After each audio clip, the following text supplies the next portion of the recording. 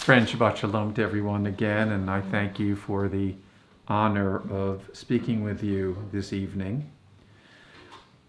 To slap or not to slap? That is the question. I am no one to speak about the movie industry. I don't see many movies, and my watching of the Oscars is very irregular. But when I heard what was going on at the Oscars, I, of course, found a way to look at the event of Will Smith reacting to Chris Rock's joke that seemed to indicate insensitivity to Will Smith's wife and her loss of hair. And you have this event where everyone is stunned, where Will Smith goes up and slaps Chris Rock really powerfully in great surprise. He goes back to his seat. Evidently, he was asked to leave. He wouldn't. And then the strangest thing happened when he got up and received the Academy Award. He got a standing ovation. This is another world that, thank goodness, I do not dwell in. People are debating about what should be or what shouldn't be and who is guilty and who's not guilty. Let me explain this to you. I did a little bit of research. I looked at the California Penal Code, Section 242, which says battery is defined as any willful and unlawful use of force or violence upon a person of another. It is important to note that the individual may be charged with battery even if there is no injury. A simple unwanted or offensive touching of another is a sufficient degree of behavior upon which a prosecutor can base a charge of battery under the law. And what is the punishment? California Penal Code Section 243A makes misdemeanor battery punishable by a fine of up to $2,000, by imprisonment in a county jail for up to 6 months, or both. And under the California Penal Code 243C, inflicting an injury against anyone in the course of battery can increase the penalties substantially. Thank goodness Chris Rock wasn't hurt in this, except probably his pride. What happened? Will Smith committed a crime. Let's stop explaining that he has a problem with his family and he has impulse control. He committed a crime. Crimes should be punished. Now let's understand this. Imagine if I'm giving a sermon one Friday night and someone is offended by what I say. I have freedom of the pulpit. What happens? Someone comes up and slaps me. They don't like what I said, or they felt I was being offensive. No, I'm warning anyone, if they do that, I will prosecute. That's wrong. If Becky and Nathan Bliss are these talented music entertainers, musicians, they do concerts. What if somebody doesn't like one of their songs, or they don't like the implications of one of the lyrics of their songs, and they decide to act aggressively towards them?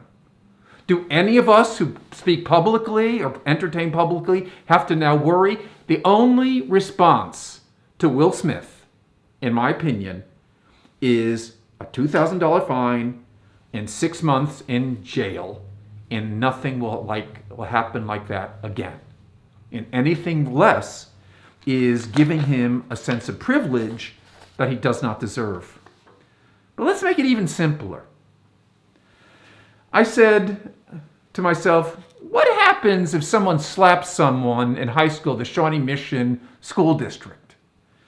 So you go online and you look at the disciplinary actions that can be taken place, and in disciplinary action chart level 4, one of the offenses is battery, parentheses, physical contact. And then it says the minimal offense, the minimal punishment is an L, and the maximum punishment is an N. So you go to the legend of acts of categories, and you look at, so what are the punishments?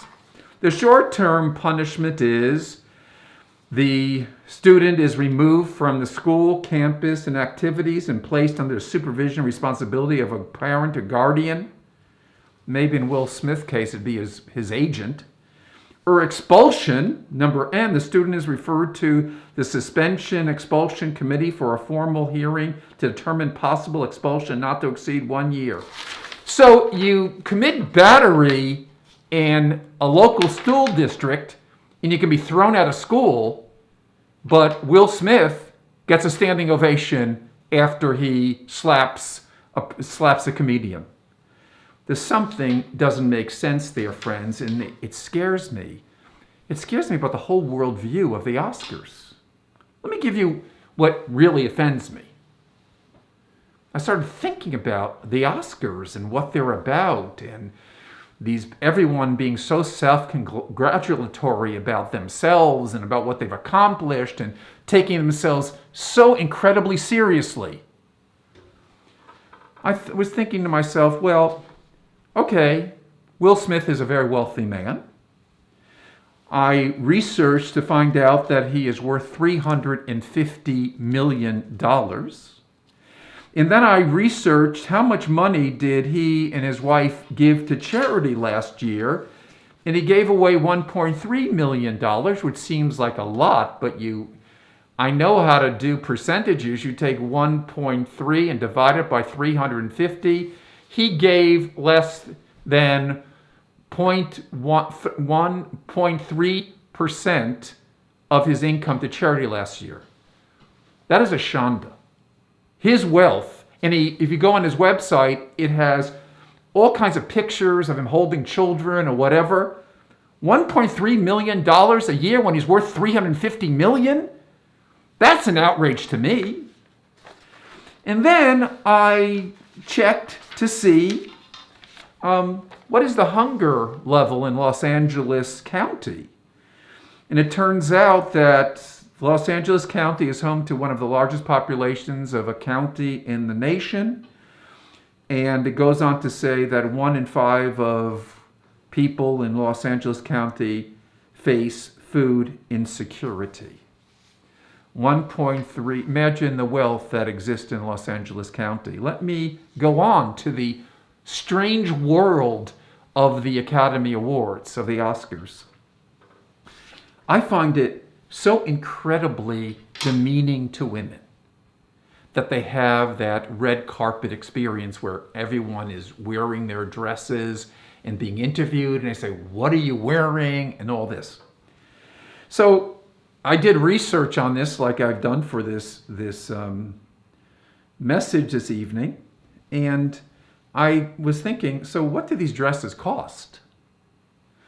So I found out the 5 most expensive red carpet dresses in the history of the Oscars.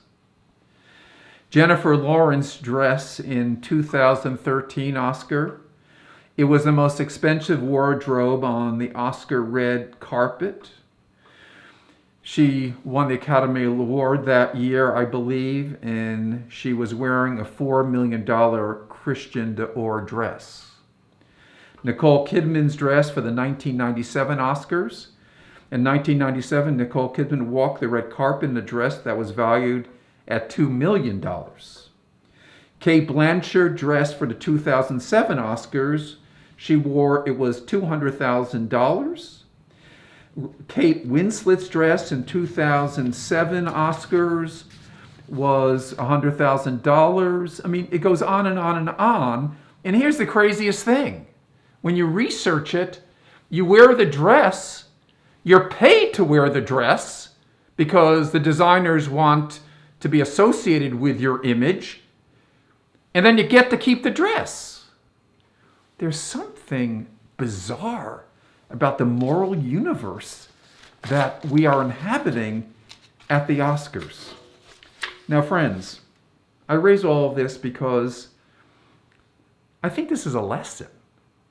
I think when we experience something culturally, we cannot allow the media and the hype to kind of distort the things that we know to be true. What do I want to teach, say, our confirmation class based on this experience? I want to teach them, please, see what this thing as it is. See what it is. It's about an attempt to say that a very powerful, talented man who has no impulse control can get away with acting totally appropriately, getting away without acting appropriately and not being held accountable. He needs to be held accountable, because if he isn't, the whole basis of our sense of right or wrong or boundaries are endangered. If you have wealth, you must give it. And you must do it modestly, and you must do it generously. Not 1.3 million when you're worth 350 million. In some sense of propriety, in a city where in a county where 1.1 out of 5 people is on food security, you don't walk around with $3 million dress. Imagine if this whole event was a tzedakah project to helping people who need it. Then I could start taking seriously the Oscars.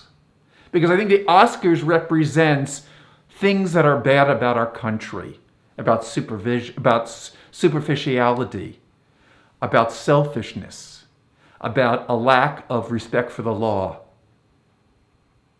The Oscars is important, not because who wins or loses, because we need to dissect its moral challenges, we need to speak truthfully to them, and hopefully we can learn from our critique the kind of values and ideals that we want to aspire to.